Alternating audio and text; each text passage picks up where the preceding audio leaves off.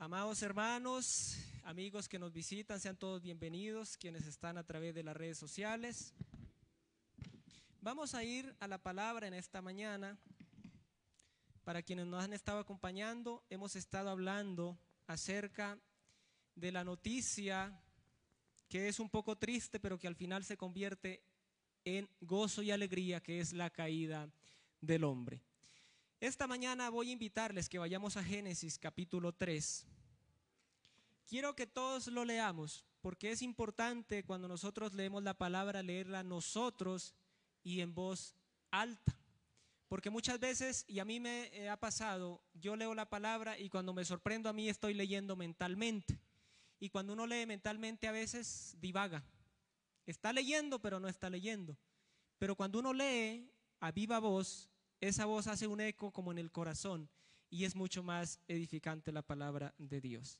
Así que vamos a estar hablando de la caída del hombre, Génesis 3, y vamos a leer todos. Yo sé que tenemos versiones diferentes, pero quiero que su versión la pueda leer ahí en voz alta.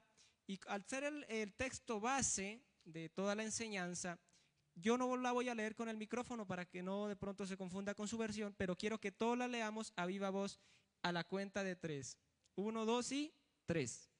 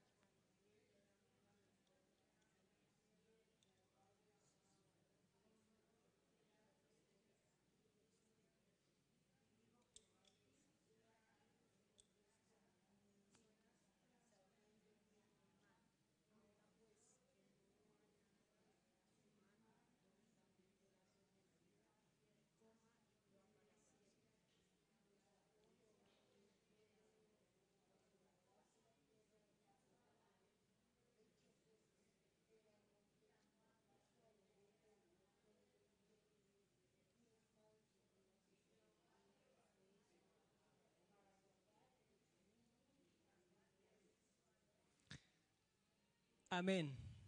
Bueno, veo que ya terminamos la mayoría. Quienes no acabamos, pues en la casa, no, le queda tarea. Bueno, vamos a estar hablando, Génesis 3 va a ser nuestro capítulo base, pero yo quiero que estemos atentos acá, y este año yo le diría a la iglesia, me diría a mí mismo y a mis hermanos y amigos que nos han estado visitando, prestemos especial atención, siempre debemos prestar atención, pero más cuando se habla de doctrina, porque cuando se habla de doctrina, estamos hablando de base y de fundamento. Cuando no prestamos atención a la base y al fundamento sobre los cuales estamos anclados, cavilamos muchas veces. Y por eso aún en medio de nuestra congregación escuchamos debates interminables, genealogías y cosas que no edifican. Debemos siempre prestar atención a la doctrina. Y cuando hablamos de la caída del hombre, estamos hablando de doctrina. Y todo este año, desde enero hasta diciembre o hasta que acabemos todas las 16 doctrinas en las cuales está fundamentada Asambleas de Dios, bíblicas obviamente, hasta ese momento pues debemos siempre prestar atención a la doctrina. Y va a ser repetitiva. Cada ayuno se habla, cada culto de damas se habla de la doctrina, esta semana se va a estar hablando extensamente y a lo largo de todo el año todos los servicios. Bien, la rama que estudia de la teología, que estudia el pecado, para quienes están tomando notas, se llama amartiología, con H. Viene del griego hamartía, también con H, y significa errar el blanco o pecado. Errar el blanco es la palabra más literal para pecado, es decir, apuntarle a algo o simular apuntarle a algo, pero no darle. Quiere decir fallar. Eso básicamente es el pecado. Y vamos a estar hablando de dónde cayó el hombre. Sí, vamos a estar hablando en esta mañana de dónde cayó el hombre, qué fue lo que se perdió en la caída. Bien, entonces en primer lugar, el hombre cayó de la presencia y comunión con Dios. ¿Sí? El hombre cayó de la presencia y comunión con Dios. Esa relación, esa presencia que estaba siempre con él, que hablaba cara a cara, que paseaba junto con ellos en el jardín del Edén, se perdió completamente. Y eso lo vemos confirmado ahí en la lectura en el versículo 23 y 24 de mismo Génesis 3. Y aquí nos dice básicamente, así que el Señor Dios los expulsó del jardín del Edén, ¿sí? Los expulsó fuera y envió a Adán a cultivar la tierra de la cual él había sido formado. Después de expulsarlos, el Señor Dios puso querubines poderosos al oriente del jardín de Edén y colocó una espada de fuego ardiente que destellaba al moverse de un lado a otro a fin de custodiar el camino hacia el árbol de la vida. Entonces, como consecuencia del pecado, Dios expulsa al hombre de su jardín y coloca una espada y querubines que protegen el camino al árbol de la vida, porque aún estando el jardín en la tierra, el hombre podía, como ya había desobedecido, volver a desobedecer y entrar y vivir para siempre condenado. Entonces la misericordia de Dios evita que el hombre pueda acceder al árbol de la vida y vivir una eternidad en dolor, en sufrimiento y en esta vida como la conocemos. Segundo punto, cayó del gobierno y señorío sobre la creación.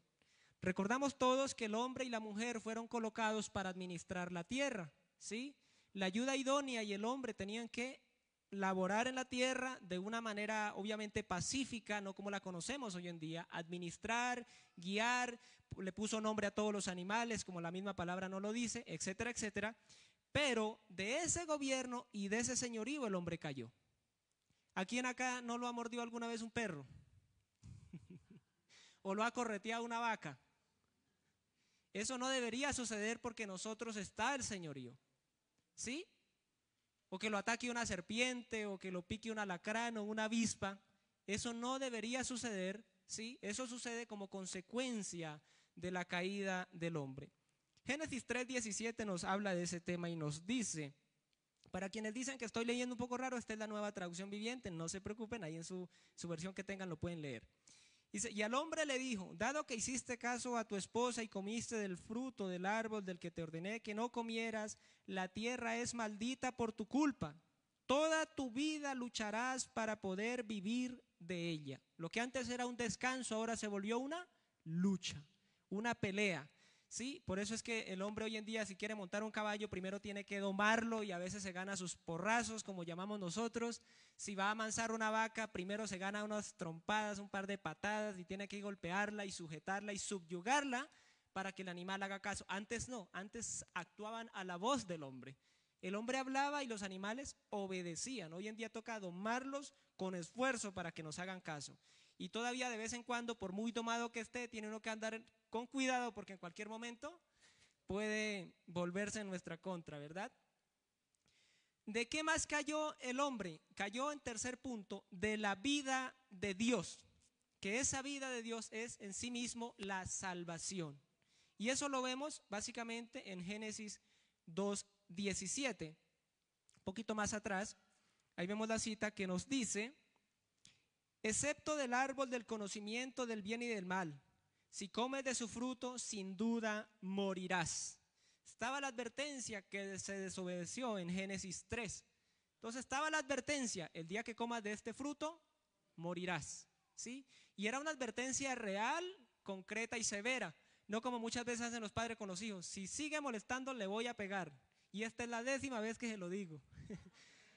Con Dios no funciona de la misma manera. Con Dios es o es. Por eso Él dijo que con Él no es a que si soy caliente, que si soy tibio, que si soy frío. No, con Él es o caliente o si no, es vomitado de su boca, dice la palabra. Entonces, ese tercer punto, caímos en ese momento como humanidad de la vida de Dios y la salvación. Cuarto punto, ¿de qué más caímos? De la vida imperecedera en el mundo, o sea, la vida eterna en el mundo. Recordemos que Adán no moría, no había muerte en el mundo cuando fueron creados, ¿sí? No había muerte, eran para vivir para siempre. Si ese fuera el caso, pues no estaríamos hoy aquí reunidos, cada uno estaría en su lugar, debajo de su higuera, comiendo su fruta, bebiendo su vino y saludándose por ahí de vez en cuando con Adán y con Eva, ¿sí? Así sería la realidad, para que hagamos una idea. Porque la palabra es para eso, la palabra también es para imaginarla, para pensarla, ¿sí? No solamente para leerla, sino también, por eso hay una parte que se llama la palabra orante, que yo sé que algunos de ustedes participaron en las 2 clases que se han dado, y se habla de eso: leer y escuchar para pensar y para uno imaginarse y luego responder a lo que uno está leyendo. Por eso les hice la actividad hoy de que pudiéramos leer toda la palabra. Bien, entonces, cuarto, de la vida imperecedera en el mundo, de esa vida eterna. Y eso lo vemos en Génesis 3:19 y dice de la siguiente manera: con el sudor de tu frente obtendrás alimento para comer, hasta que vuelvas a la tierra de la que fuiste formado, pues fuiste hecho del polvo y al polvo volverás. Entonces el hombre vivía para siempre, pero como cuarto punto también cayó de esa vida, ¿sí? De esa vida, y vimos que ahí empezó la decadencia. Hubieron algunas generaciones que vivieron alrededor de 900 años, el mayor de ellos fue Matusalén, que vivió 969 años, si no me fallan los cálculos ahora, y de ahí en adelante empezó todo a menguar hasta como hoy en día conocemos, que es muy rara la persona que logra sobrepasar los 100 años de vida. Y como quinto, en ese proceso, la creación cayó en maldición por causa de la caída de su Señor y de su Rey, porque nosotros éramos señores, éramos reyes de la creación, de esta tierra. Habíamos sido constituidos reyes porque teníamos autoridad y señorío sobre la creación. Pero por estar nosotros arriba, y eso es muy importante que lo aprendamos, todo lo que estaba bajo la administración del hombre cayó en maldición. Y eso es una responsabilidad para nosotros como personas en el mundo, porque de nosotros dependen muchas vidas, aunque no lo creamos así. Cuando nosotros, no solamente cuando uno es policía o es médico, tiene bajo su responsabilidad la vida de las personas, pero cuando uno es docente, cuando uno es maestro, cuando uno predica la palabra, tiene responsabilidad, y una responsabilidad muy grande, porque donde uno enseñe de manera incorrecta puede afectar las vidas, y eso verdaderamente es terrible, afectar las vidas con falsas enseñanzas. Como padres tenemos una responsabilidad muy grande sobre nuestros hijos, ¿sí? Los abuelos sobre sus hijos y sus nietos, los tíos sobre sus sobrinos, tenemos una gran responsabilidad de ser ejemplo, ¿sí? Eso es importantísimo. No digamos como alguna vez le dijeron a mi hermano: si quiere algún ejemplo, a mí no me mire. Bueno, al menos fue una advertencia, ¿no? Pero a veces nosotros decimos así: no, si quiere un ejemplo, mire a Cristo, a mí no me mire. Yo hago lo que se me da esta y aquella. No, nosotros somos llamados a ser testimonio, ¿sí? Por eso la palabra es muy clara en decir en Timoteo primera y segunda, donde nos habla, especialmente la segunda carta a Timoteo, donde nos habla de liderazgo. Dice que debe ser irreprochable, que debe ser irreprensible, que debe tener sus hijos en sujeción su casa, etcétera, etcétera. Entonces, esa es una responsabilidad para todos nosotros. Porque lo que esté debajo de nosotros, si nosotros somos desobedientes, es afectado. Y aquí quiero hacer un paréntesis rápido. Si nosotros vamos a la Biblia, a la historia del diluvio, dice la palabra claramente que el que fue hallado fiel en su generación fue Noé. Noé. Pero por Noé salvó a toda su familia, incluidos sus hijos y las esposas de sus hijos. Ok, lo salvó del diluvio, pero vemos que la decisión, aunque nosotros tenemos cobertura, llamémoslo así, sobre nuestra generación menor, cada uno es responsable de su salvación. Porque vemos después del diluvio ¿qué pasó? Uno de los hijos de Noé sacó la casta y falló. ¿Qué pasó con Lot? Lot era el hombre fiel en su tiempo. Por amor a Lot y Abraham, Dios lo salvó a él, pero también salvó su casa. Pero ¿qué pasó? La mujer tenía que tomar una decisión personal. ¿Sabemos cuál decisión tomó? Y pereció. Entonces, siempre Dios en su misericordia, si usted es el único cristiano en su casa, si usted es la única persona que atiende a Dios en su casa, Dios por su misericordia cubre su casa también y extiende aún más su misericordia sobre su casa, porque Dios es justo, pero extiende su misericordia. Pero es decisión de cada uno de ellos en su momento tomar la decisión de atender al llamado de Cristo. Bien, entonces ya vimos el punto 1, de dónde cayó el hombre. Ahora vamos a hablar en profundidad de la muerte espiritual, que es algo que es realmente, yo cuando lo conocí por primera vez me generaba y me genera todavía ese temor reverente. ¿Qué es la muerte espiritual? Separación eterna de Dios. Veámoslo desde la siguiente manera. Dios ha estado y estará por siempre en la eternidad. Él no es afectado por el tiempo. Estaba en su eternidad, resplandecía en su propia gloria y decide hacer la creación en Él. O sea, Dios hace la creación en Él, porque la creación, aunque la veamos con miles de años luz y galaxias de galaxias y cúmulos y no sé qué más, está la creación en Dios. En Él está la creación. El hombre estaba en la gloria de Dios, pero toma la decisión de desechar la gloria de Dios, la presencia de Dios. Por consiguiente, Dios lo echa de su presencia, como ya lo vimos, porque Dios no puede comulgar con el pecado. Dios nunca va a comulgar con el pecado. Entonces, por culpa del hombre y su decisión y nuestra decisión, somos echados en una separación eterna de la cual es responsable el hombre. ¿Sí? El hombre es responsable, no Dios. Entonces, al ser separados, eso lo vemos ahora, que no podemos nosotros, por nuestras fuerzas, por buenos que seamos, por nuestras obras, porque demos nuestro cuerpo para ser quemado, dice 1 Corintios 13, hagamos lo que hagamos, si no está Cristo en nosotros, vano es, absolutamente vano es. Es como tratar de desocupar el mar con una cuchara. Se nos acaba la vida y ni se nota. Bien, para que hagamos una idea. Entonces, vamos a ir a Éxodo, capítulo 33, versículo 20.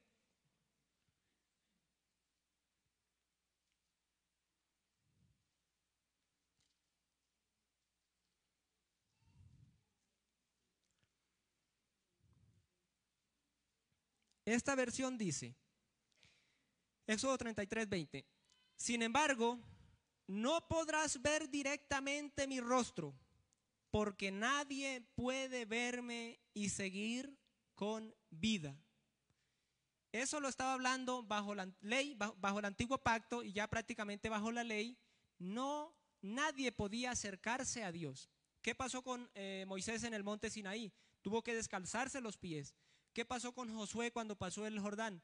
Tuvo que descalzarse los pies delante de Cristo. Entonces, no podía ver el rostro de Dios. Otra cita, Efesios 2, versículo 12.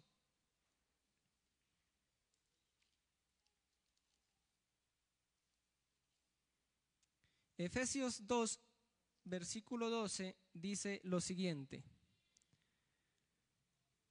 En esos tiempos ustedes vivían apartados de Cristo. No se les permitía ser ciudadanos de Israel y no conocían las promesas del pacto que Dios había hecho con ellos. Ustedes vivían en este mundo sin Dios y sin esperanza. Así vivíamos nosotros, hasta que Dios, por medio de Cristo y la obra de su Santo Espíritu, nos convenció de pecado. Estábamos en el mundo perdidos, sin Dios y sin esperanza.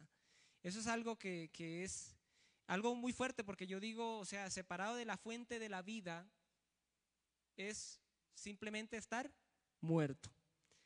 Como se habla del tizón que se separa de la hoguera, ¿no? Puede que parezca que tiene vida, pero ya lo único que le espera es apagarse y morir. Entonces, tengamos entendimiento en esa parte de la vida espiritual, de la muerte espiritual, es de esa manera. No hay manera de nosotros llegar por nuestra propia cuenta a Cristo. Ahora, hay algo preocupante que es el centro del llamado. Ok, todo mundo está separado de Dios hasta que se reconcilia con Él por medio de Jesucristo. Ok, eso tengámoslo totalmente claro. Pero si el hombre llega al final de su vida y no restablece esa relación, no permite que Cristo le salve, pasa a la eternidad condenado sin Dios. Es una realidad bíblica. Y aquí no estamos para hablar interpretaciones equivocadas, sino lo que la palabra dice. El que muere sin Cristo, sin Dios, ya venía separado de Dios. No es que al morir se separó, venía separado y pasará la eternidad en esa separación, en esa muerte espiritual. Vamos a ir a Hebreos 9:27.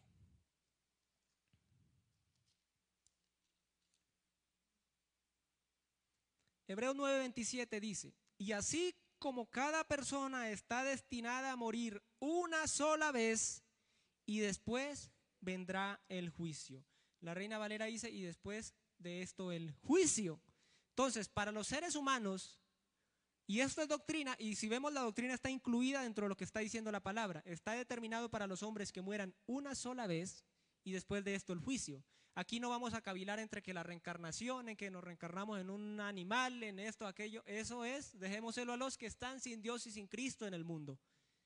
Nosotros tenemos la sana doctrina delante de nosotros y nos dice que solamente hay una posibilidad en esta vida de echar mano de la salvación, acercándonos confiadamente al trono de la gracia por medio de Jesucristo para hallar gracia y misericordia para el oportuno socorro, dice la palabra de Dios. Bien, ahora, eso es la muerte espiritual. Pero como Dios, si vemos los profetas, a mí me asombra la manera de Dios ser. Ok, Él determina juicio por el pecado, pero luego que determina juicio siempre deja la esperanza al frente. ¿Sí? Si vemos cuando habla de que Israel iba a ser desterrado a Babilonia y vivirían 70 años y no sé qué más, dice: pero volveré y os traeré a mí. Sí, ese Dios es maravilloso. Ahora vamos a hablar de que Dios, y esto es importante, Dios se provee a sí mismo para salvarnos. ¿Sí? Nosotros a veces interpretamos mal cuando Abraham dice por allá en Génesis, y yo lo decía: falta tal cosa, Dios proveerá. ¿Quién no ha dicho eso? ¿Quién no ha dicho Dios proveerá? Yo creo que los que hemos leído la Biblia alguna vez lo hemos dicho, ¿no? Dios proveerá. Pero la verdad en la palabra literal está diciendo es: Dios se proveerá. O sea, hagámoslo de la siguiente manera. Si yo digo, me voy a proveer a la iglesia, ustedes me van a encontrar acá las 24 horas, los 7 días, todos los meses, todos los años y toda la vida aquí metido en la iglesia, sirviendo en lo que tenga que hacer, porque me proveí a la iglesia. No quiere decir que me prohibí, que saqué la billetera y di tanto dinero y me voy. No, me proveo, o sea, me doy a mí mismo. Entonces lo que Abraham estaba diciendo es: Dios se dará a sí mismo, se proveerá a sí mismo. Eso es importantísimo que lo entendamos, porque eso es apuntando hacia Cristo y hacia nuestra salvación. Vamos a ir al al capítulo 5, versículo 12 de Romanos.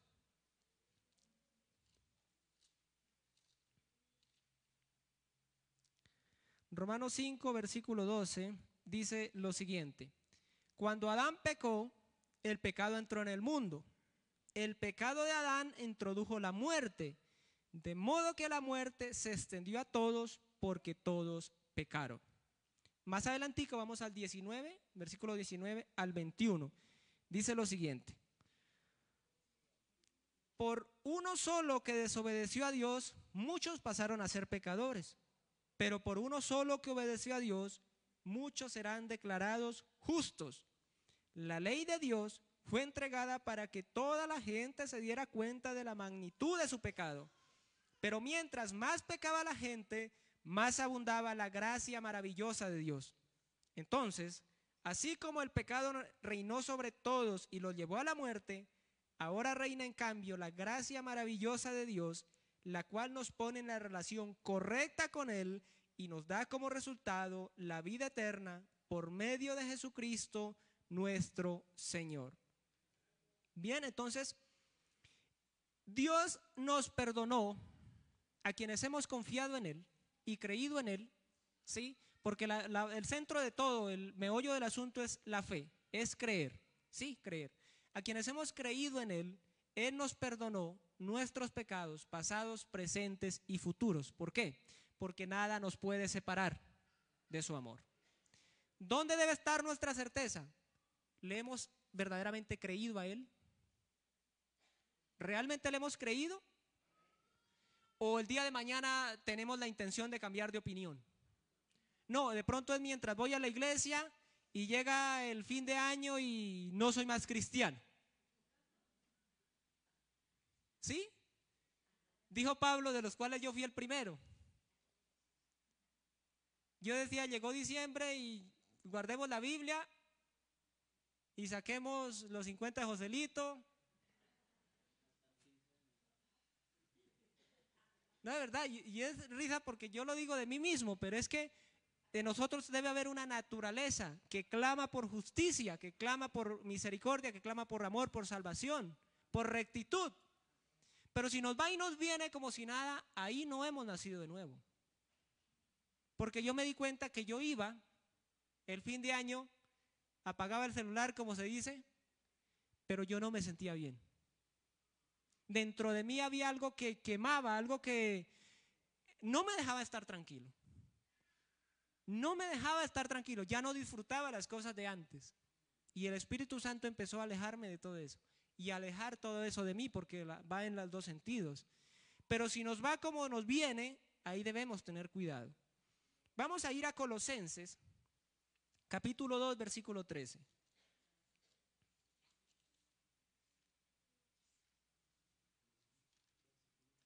Colosenses 2, versículo 13 y 14. Dice lo siguiente: ustedes estaban muertos a causa de sus pecados y porque aún no les habían quitado la naturaleza pecaminosa.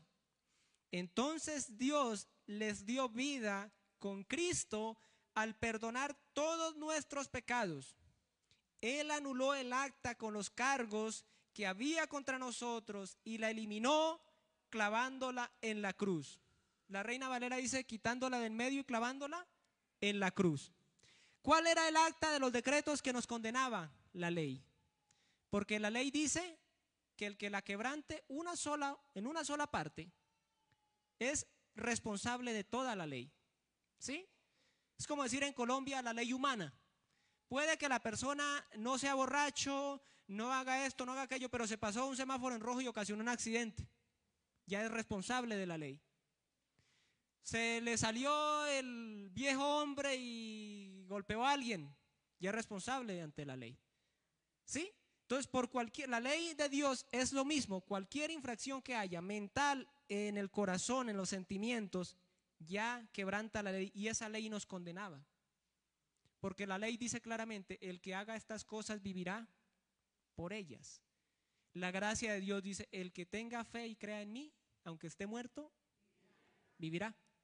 Entonces es algo superior. Entonces Él quitó de en medio porque Él cumplió la ley y ahora cuando nosotros creemos en Él somos declarados igual que Él, justos delante de Dios. Y quiero que vayamos a una cita que es Josué, capítulo 3.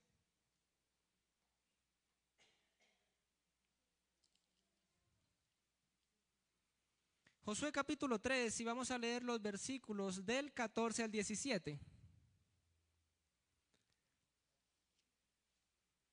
Y dice lo siguiente en esta versión: entonces los israelitas salieron del campamento para cruzar el Jordán, y los sacerdotes que llevaban el arca del pacto iban delante de ellos.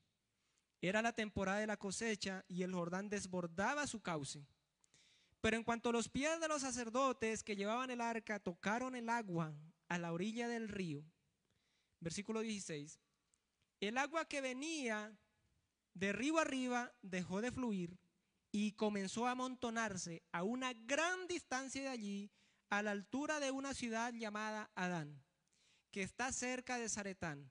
Y el agua que estaba arriba abajo desembocó en el mar muerto, hasta que el lecho del río quedó seco. Después, todo el pueblo cruzó cerca de la ciudad de Jericó. Esa cita es muy importante porque nos está hablando de una mención, aunque no pareciera, nos está hablando de una mención de la obra de nuestro Señor Jesucristo. Veamos el arca. Quienes son estudiosos de la Biblia saben que el arca estaba construida de madera de acacia y recubierta totalmente de oro. Estaba tapada con un propiciatorio, una tapa súper pesada, y encima tenía 2 querubines. Sí hay estudiosos acá en la congregación, gloria a Dios. Entonces, esa arca de la alianza es un tipo de Cristo. Es un tipo real de Cristo. Cristo nuestro Señor, 100% Dios, 100% hombre. Los sacerdotes que miraban el arca en el lugar santísimo veían solo oro. No veían la madera, pero la madera de acacia estaba ahí. Jesucristo fue lo mismo. Por eso hoy en día mucha gente se confunde y dice que no, que vino 100% hombre. Otros dicen que era solamente un profeta. Otros dicen que era un espíritu. ¿Sí han escuchado esas religiones? Por allí hay unos que reparten tratados que dicen que él era un espíritu cuando estaba en la cruz. Unas blasfemias. ¿Por qué se confunden? Porque no entienden que desde el tiempo pasado del antiguo pacto Dios estaba señalando a Cristo de una manera perfecta. Y el arca la miraba uno y era 100% oro, pero tenía la madera de acacia por dentro. Jesucristo también fue 100% Dios, 100% hombre. Bien, ahora, resulta que el arca se mantenía a una distancia. Por la santidad del arca el pueblo no podía acercarse. No podía acercarse al arca. Entonces van los sacerdotes con el arca y dice que apenas tocaron el Jordán, que estaba desbordado. ¿Alguien acá ha visto un río en el llano cuando va? Dice uno, no le cabe un tinto a ese río. Sí, que uno dice, acá no se mete nadie porque así va el Jordán. Iba desbordado de orilla a orilla. Los sacerdotes tocan el agua con los pies y automáticamente el Jordán se corta. Pero es sorprendente lo siguiente, por eso es importante hacerle preguntas a la Biblia. ¿Por qué dice esto? ¿Qué me está queriendo decir? ¿Qué está enseñando acá? Resulta que cuando cruzaron el Mar Rojo, quienes recuerdan y han visto de pronto la película que extiende el cayado y el mar se abre y un muro acá y otro muro y pasan por en medio. Acá no sucede acá. Yo decía, ¿por qué no sucede lo mismo? Ok, cortes el río ahí un poquito más arriba y otro poquito más, un muro abajo, otro muro arriba y siguen y pasan por en medio y ya llegan a la tierra prometida.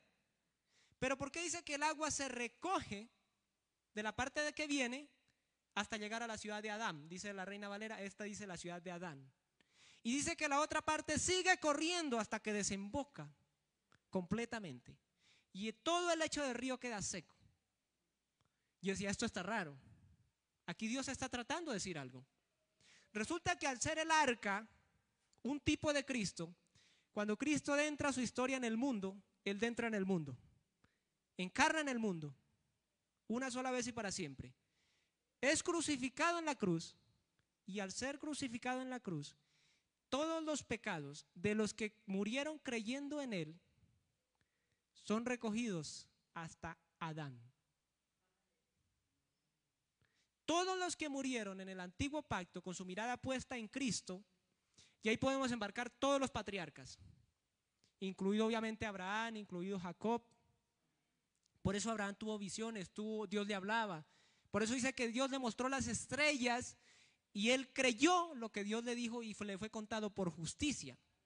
Y uno dice, ¿creyó que le mostró las estrellas y creyó que iba a tener una harta generación? No.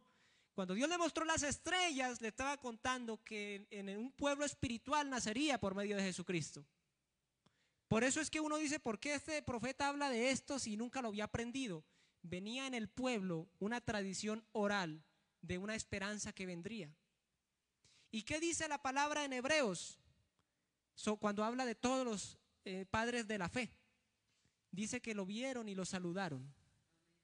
Y que incluso Abraham fue a una patria, no la Canaán terrenal que vemos ahora, donde están las guerras y Palestina y todo este tema, sino la patria celestial.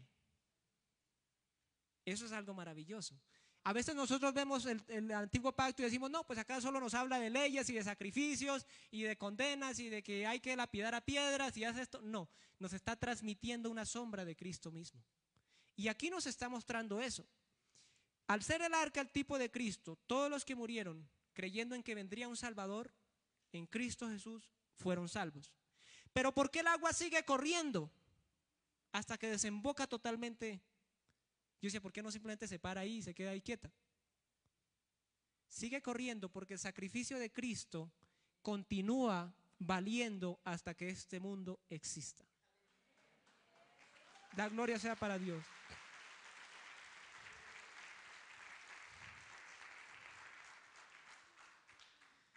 Cuando nosotros entendemos eso, que el Dios eterno no está en el tiempo humano, porque si nosotros decimos Cristo murió hace 2000 años, siempre vamos hacia atrás, ¿verdad?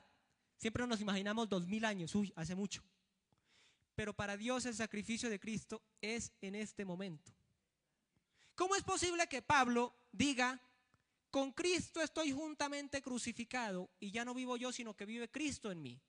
Y Cristo había muerto, había sido crucificado y resucitado hacía como unos 60, 70 años. ¿Cómo es posible que diga, ya no vivo yo, sino que con Él estoy juntamente crucificado? Porque delante de Dios el sacrificio de Cristo fue hasta Adán y va hasta que el mundo exista para salvarnos. Cuando nosotros vemos eso, tenemos la certeza de la esperanza aquí y ahora de salvación. No que tengo que ir hacia atrás y esforzarme por llegar hacia atrás, no, porque para Dios Padre el sacrificio de su amado Hijo es vigente y es pleno en este momento. Por eso nosotros podemos decir, también nosotros, aplica para nosotros, con Cristo estamos juntamente crucificados y ya no vivimos nosotros, sino que vive Cristo en nosotros. Esa es la esperanza de gloria que tenemos, dice la palabra. Bien, y ya encaminándonos hacia el final, bendito Dios que el tiempo nos ha rendido hoy. Debemos entender algo. A veces nuestro hermano Esteban lo dice, no los estoy regañando, dice él siempre, lo han escuchado, yo lo he escuchado muchas veces, no los estoy regañando. Pero nosotros debemos entender que la iglesia como tal, el cuerpo de Cristo, llámese asambleas a lo largo y ancho de la tierra o cualquier misión de sana doctrina, la responsabilidad de la iglesia solo es una, es garantizar la nueva naturaleza en nosotros. O sea, la iglesia no existe acá para formarnos empresarialmente o para de pronto motivarnos o incentivarnos, no. Por eso se predica la palabra, porque el trabajo de la iglesia es garantizar el nuevo nacimiento en nosotros. Que Cristo sea formado en nosotros, como dice Pablo. Esa es la tarea de la iglesia, garantizar esa nueva naturaleza. De manera tal que cuando nosotros nos convertimos a Cristo, no somos personas queriendo ser como Cristo. ¿Alguien alguna vez dijo, yo quiero parecerme a tal actriz o actor de la televisión? No, sinceramente, yo no le digo a la pastora. No, de verdad, alguno no dijo, yo quisiera tener el poder de Flash, de Superman, parecerme a aquel actor así musculoso. O tener el pelo de aquella artista, no sé qué. O tener la voz de aquel soprano, aquel no sé qué más. ¿Sí? ¿Alguna vez quisimos parecernos a alguien? ¿Sí? O las niñas que a veces se maquillan, yo me quiero parecer a mi mamá, y los niños que colocan los zapatos del papá y dicen, mire que me parezca a usted. ¿Sí? Esa es nuestra naturaleza y está bien. Pero nosotros como cristianos es una realidad totalmente diferente. Nosotros no somos personas queriendo parecernos a Cristo. Es Cristo actuando en nosotros. Y hay una diferencia de la tierra al cielo en esa situación. Porque si es Dios el que hace la obra y no nosotros, dice que si Él no hace la obra, en vano trabajan los edificadores, y si Él no cuida la ciudad, en vano vela la guardia. es Él el que tiene que hacer la obra en nosotros. Y yo esta mañana lo pensaba porque yo decía, bueno, tengo que traer la palabra hoy, pero me tocaba también el devocional. Y yo dije, ¿se imagina usted a las 3 o 4 de la mañana llorando? Pero viene esa naturaleza adentro y dice, ¿qué estás diciendo? No soy yo, es otra naturaleza que mora en mí. Y Pablo dice en Romanos, dice, ¿cómo es posible que lo que quiero hacer, no hago? Y encuentro una ley en mis miembros que el que hace eso es el pecado que mora en mí. Entonces hay dos naturalezas enfrentadas, la de Adán y la de Cristo. La de Adán, ¿qué procura? El deleite de los ojos, la vanagloria de la vida, el ego, el placer, ¿sí? Pero la naturaleza de Cristo, ¿qué procura? Agradar a Dios. Agradar a Dios. De la naturaleza que nosotros más alimentemos es donde procede el testimonio y la vida piadosa. ¿Sí? Porque puede que nosotros hayamos nacido de nuevo, pero seamos niños. ¿Y qué hace un niño? Si quiere llorar, llora. Si quiere patalear, patalea. No se toma la sopa. Hace berrinche. No es maduro. Porque ¿quién está gobernando? La naturaleza según Adán. Hay algo de Cristo, se deja ver, ahí está el fruto del Espíritu Santo, de pronto se aumenta un poco más el amor, la paciencia un poco, de acuerdo a lo que vayamos haciendo. Pero hasta que no tomemos una decisión y digamos, ok, he nacido de nuevo, voy a crucificar esta naturaleza pecaminosa todos los días en la cruz de Cristo y voy a dejar que Cristo crezca en mí hasta que todos lleguemos a la plenitud de la perfecta estatura y medida de Cristo, dice la palabra. ¿Qué quiere decir? Que hay un crecimiento, una madurez. Por eso cuando la palabra habla, y vuelvo a Timoteo, de los líderes y los pastores y todos los presbíteros y toda esta parte, dice que sean maduros, o sea que han alcanzado un nivel. Y así funciona la vida espiritual. Nosotros debemos identificar qué naturaleza estamos construyendo. Porque dice que si construimos paja, madera o heno o hojarasca, vendrá el fuego del tiempo del juicio y será quemado. Pero si es Cristo el que es edificado en nosotros y la naturaleza que alimentamos, cuando venga el fuego, aparecerá el oro y las piedras preciosas y vendrá la recompensa, además de la salvación. Bien, últimas dos citas. 2 Corintios 3, 18.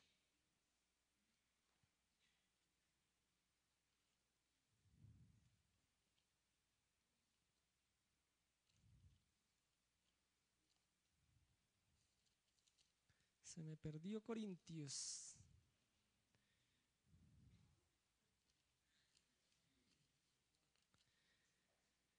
Así que, dice acá, así que todos nosotros, a quienes nos ha sido quitado el velo, podemos ver y reflejar la gloria del Señor. El Señor, quien es el Espíritu, nos hace más y más parecidos a Él a medida que somos transformados a su gloriosa imagen. Entonces, cuando nacemos de nuevo, el Espíritu Santo se encarga de esa obra si nosotros morimos o decidimos morir al viejo hombre para que Él se glorifique en nosotros. Y última cita, Gálatas 2:20.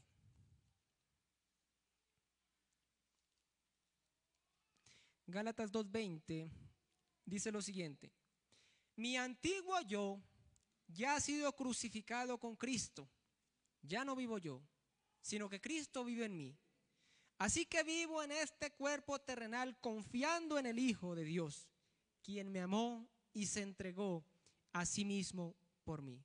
La Reina Valera dice, ya no vivo yo, sino que Cristo vive en mí. Y lo que vivo en este cuerpo, en esta vasija, lo vivo en la fe del Hijo de Dios, quien me amó y se entregó a sí mismo por mí. Porque este cuerpo es una vasija en la cual hay un tesoro que es Cristo Jesús. ¿Han leído la parábola del tesoro? El que va y encuentra un tesoro y vende todo lo que tiene para comprar ese campo y tener ese tesoro. Ese tesoro habla de Cristo Jesús. Y ese tesoro en nosotros es donde nos hace entender que nosotros somos solo una vasija para su gloria, para que Él cumpla la obra en este mundo. Si hay alguna persona que nos visita por primera vez o por varias veces y no ha tomado la decisión, la determinación de salir de Adán por la obra del Espíritu Santo y entrar en esa nueva vida que es Cristo Jesús, y hoy el Espíritu Santo le ha hablado, porque para todos hay un momento y una hora y una oportunidad.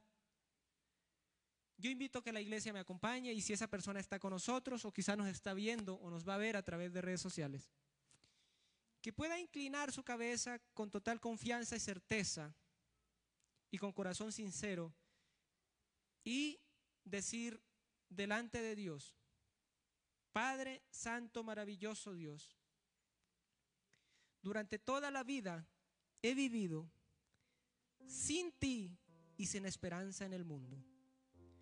Pero hoy creo que Jesucristo, tu amado Hijo, murió por mí. Has hablado a mi corazón y así lo creo. Renuncio a mi antigua manera de vivir y que en mi ahora y en mi porvenir sea Cristo Jesús en mí, salvación eterna y vida eterna.